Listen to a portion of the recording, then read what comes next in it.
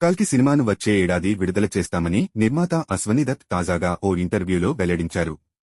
ఈ ఏడాది ఏప్రిల్ నుంచి షూటింగ్ ప్రారంభిస్తామన్నారు. సీక్వెల్లో ప్రభాస్, అమితాబ్, కమల్ ముగ్గురే ఎక్కువగా కనిపిస్తారని చెప్పారు.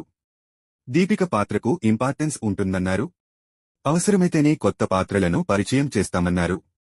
నాగ్ అశ్విన్ ఆలోచించే తీరు, దర్శకత్వ విధానం గొప్పగా ఉంటాయని ప్రశంసించారు. అఖండ మెనస్ 2 మూవీ గురించి అదిరిపోయే అప్డేట్ ఇచ్చారు. యూపీలో జరుగుతున్న మహాకుంభమేళాలో ఈ మూవీ షూటింగ్ జరగనుందని ట్వీట్ చేశారు.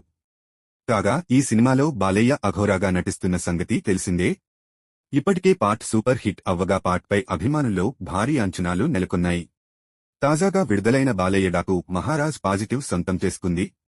గేమ్ చేంజర్ రిలీజైన తొలి రోజు 186 కోట్ల రూపాయలు గ్రాస్ కలెక్షన్లు రాబట్టినట్లు మూవీ టీం ట్వీట్ చేసింది. ఏమైందో తెలియదుగాని ఆ తర్వాతి రోజు నుంచి అధికారికంగా వసూళ్లను వెల్లడించట్లేదు. తొలి రోజు తర్వాత కలెక్షన్లు తగ్గినట్లు ట్రేడ్ వర్గాలు చెబుతున్నాయి. మరోవైపు ఈ సినిమాపై కుట్ర జరుగుతోందని, పైరసీ ప్రింట్ లీక్ చేశారని మూవీ టీం పోలీసులకు ఫిర్యాదు చేసింది.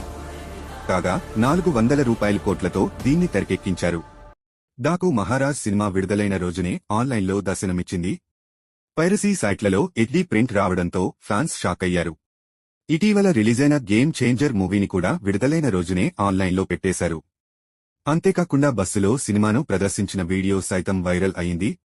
ఇలా సినిమాలను లీక్ చేయడం వల్ల నిర్మాతలు నష్టపోతారని, పైరసీని ఆపాలని పలువురు సినీ పరిశ్రమ అభిమానులు కోరుతున్నారు. నందమూరి బాలకృష్ణ నటించిన డాకు మహారాజ్ సినిమా బాక్సాఫీస్ వద్ద మంచి కలెక్షన్లు రాబడుతోంది. 2 రోజుల్లో 74 కోట్లకు పైగా గ్రాస్ వచ్చినట్లు చిత్ర నిర్మాణ సంస్థ వెల్లడించింది. ఈ సంక్రాంతి బ్లాక్బస్టర్ ప్రపంచవ్యాప్తంగా ప్రేక్షకులను అలరిస్తోందని పేర్కొంది.